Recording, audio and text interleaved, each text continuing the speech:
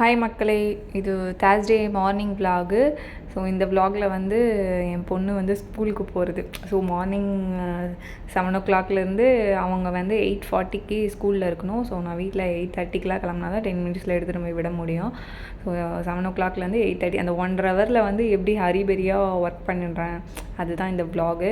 So morning வந்து நான் ஒரு 6:45 இல்லை 7 o'clock தான் எழுந்தேன். நான் எப்போயுமே 7 o'clock தான் எழுந்துப்பேன். ஸோ 7 o'clock எழுந்து ஃபுல்லாக மெயின் டோரு பால்கனி எல்லாம் ஓப்பன் பண்ணிவிட்டு வெளியே பார்த்தா சுல்லுன்னு வெயில் மூஞ்சில் அடிக்குது. ஸோ ஃபேஸ் வாஷ் பண்ணிட்டு வெளியே நாங்கள் ஒரு கண்ணாடி வச்சுருக்கோம் பால்கனியில். ஸோ அந்த பால்கனியில் நான் கண்ணாடியை பார்த்துட்டு இங்கே அவுட்டரில் இருக்க பால்கனியும் பார்த்தாச்சு. அப்புறம் வந்து பாப்பாவுக்கும் எனக்கு காஃபி, பாப்பாவுக்கு வந்து காம்ப்ளான் கலக்கணும். ஸோ பால் எடுத்து போட ஆரம்பிச்சிட்டேன். ஏன்னா அவள் ஏந்துக்கிறக்குள்ளே நான் பாலை வந்து காற்றிட்டு ஆற வச்சிடணும். ஏன்னா அவள் சூடாக குடிக்க மாட்டாள்.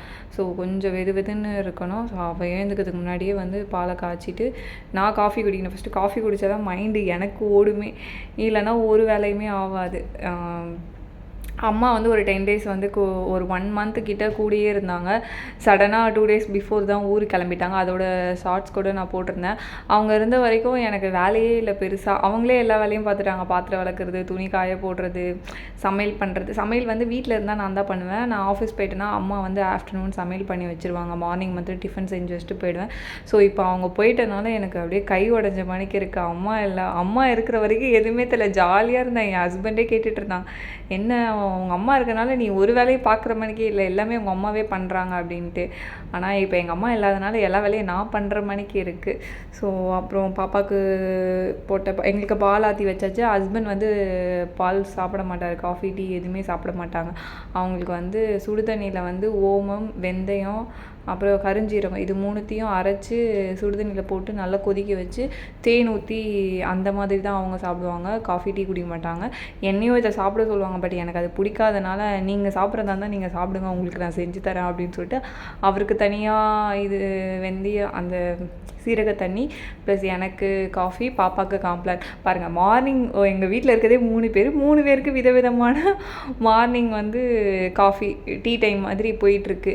ஸோ அப்புறம் வந்து பாப்பாவுக்கு வந்து இன்றைக்கி வெண்டைக்காய் பொரியலில் சாப்பாடு கிளறி கொடுத்துடலாம். ஏன்னா அவள் வந்து இன்னும் குழம்பு வந்து ஊற்றி சாப்பிட்ற அளவுக்கு எல்கேஜியில் மெச்சூர் இல்லை. வீட்டில் இருந்தால் சாப்பிடுவா, பட் ஸ்கூலில் போயிட்டு எப்படி சாப்பிட்ணும் அவளுக்கு தெரியாது. அதனால் மோஸ்ட்லி கிளறினா அவள் கேட்பா, எனக்கு குழம்பு கிளறி கொடுங்க அப்படின்னு சொல்லிட்டு.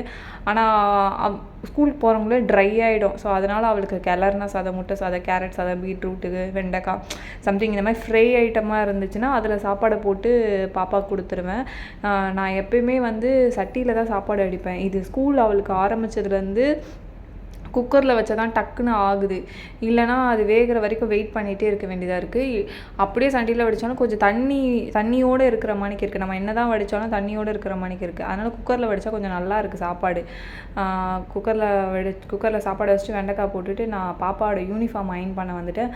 டெய்லியும் அயன் பண்ணி தான் போட்டு போனேன். ஏன்னா நான் துவைக்கிறனால அது கொஞ்சம் கச்சன்னு இருக்கும். அயன் பண்ணிவிட்டு அவங்கள ரெடி பண்ணிகிட்டு இருந்தேன்.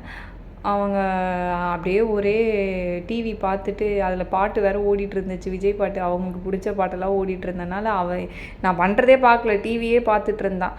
ஸோ ஒரே ஆட்டமாக ஆடிட்டு இருந்தான். என்னை யூனிஃபார்மே போட விடல. நில்லுடி ஆடாதடின்னா அப்போ தான் வேணும்னே ஆடிட்டு இருந்தா. அவனால் நிற்க முடியல. அந்த பாட்டுக்கு சும்மாவே வைப் பண்ணிகிட்டே இருப்பான். நானும் அவளும் அப்படி தான் வீட்டில் 2 பேருமே பாட்டை போட்டுட்டு நல்லா வைப் பண்ணிகிட்ருப்போம். அவன் வந்து அப்படியே அச்சசராமல் டிவியை பார்த்துக்கிட்டே இருந்தான். அப்புறம் எனக்கு இந்த தலை வாடுறதான் ரொம்ப கடுப்பாக இருக்கும்.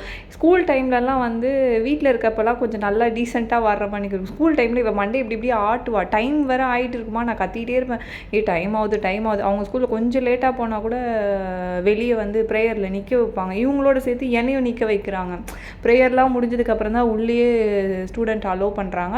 இவளை வச்சுட்டு நானும் வந்து ஸ்கூல் வெளியே நிற்கிற மாதிரிக்கு இருக்கேன். அதனாலே மேக்ஸிமம் 8:30க்கெலாம் உள்ளே தள்ளிடுவேன். நான் இது வரைக்கும் ஸ்கூலில் சேர்த்ததுலேருந்து ஒரு 2 times தான் வந்து அவள் வந்து ஸ்கூலுக்கு லேட்டாக போயிட்டுருப்பாள். ஸோ 8:30, 8:35க்கெலாம் உள்ளே அமுச்சு விட்ருவேன் நான். ஸோ அவங்களுக்கு சாப்பாடு பேக் பண்ணியாச்சு, ஸ்நாக்ஸும் போட்டாச்சு. இன்றைக்கி இந்த ஸ்நாக்ஸ்லாம் அந்த அது என்ன சொல்லுவாங்க, அந்த கடல மிட்டாயில் வந்து எள்ளுருண்டை கடல மிட்டாய், எள்ளு போட்ட கடல மிட்டாய் சாப்பிட மாட்டேன். ஆனால் நான் வம்பு பண்ணி கொடுத்து அனுப்பிச்சிருக்கேன். ஆயம்மாட்ட வந்து இதை கொடுங்க அப்படின்னு சொல்லிட்டு. அவள் வீட்டில் இருந்தால் சாப்பிட மாட்டாள், அங்கேனா ஆயம்மா பயந்துட்டு சாப்பிட்ருவா. ஸோ அவங்க வந்து ரெடி ஆகிட்டாங்க. அவளுக்கு எல்லாமே பேக் பண்ணியாச்சு. லஞ்சு, டிஃபன் பாக்ஸ், இது ஸ்நாக்ஸ் எல்லாமே பேக் பண்ணியாச்சு. டைம் ஆயிடுச்சுன்னு கத்திகிட்டே இருக்கான். நீ டைம் ஆனா ஆகலைன்னா எனக்கு என்ன வந்துச்சு, நான் ஸ்லோவாக தான் கிளம்புவேன்ட்டு அவளை திட்டிகிட்டே தான் கிளம்புவேன். வா பாப்பா, உட்காரு பாப்பா, சாக்ஸ் போடு, ஷூ போடு, எல்லாமே சொல்லி அவளை பண்ண வேண்டியதாக இருக்குது. அவளுக்கு வந்து சின்ன பொண்ணு தானே. ஸோ அந்தளவுக்கு அவளுக்கு, ஆனால் ஸ்கூலுக்கு போகிறப்ப அழுகலாம் மாட்டாள், ஜாலியாக போவேன். ஏன்னா அவங்க ஃப்ரெண்ட்ஸ் இருக்காங்க, அவங்களுக்கு ஆக்டிவிட்டி நிறையா இருக்கும். வீட்டில் டிவி பார்க்குற மணிக்கு ஸ்கூல்லேயே மானிட்டர் டிவி இருக்குது. ஸோ அவங்க இது பண்ணுவாங்க. மார்னிங் எப்பயுமே வந்து ரொம்ப சாப்பிட மாட்டாள், ஒரு 2 வாய் 3 வாய் தான் சாப்பிடுவேன். ஏன்னா மார்னிங் பால் கொடுக்குறேன்னா அதுவே வந்து ஃபுல்லாக இருக்கும். அப்புறம் நானும் அவ்வளோ கிளம்பி வச்சு ஸ்கூலில் எடுத்துகிட்டு போய் விட கிளம்பிட்டேன் நான்.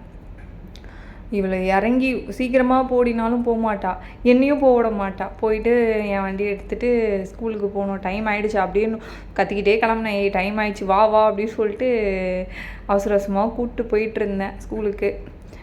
அவங்க வந்து ஸ்கூலுக்குள்ளே போனோடனே டாட்டா பாய் பாய் சொல்லிட்டு போயிட்டாங்க. நானும் விட்டுட்டு வீட்டுக்கு கிளம்பிட்டேன். சரி, ஓகே, நெக்ஸ்ட் வீடியோவில் பார்க்கலாம் மக்களே. Bye bye.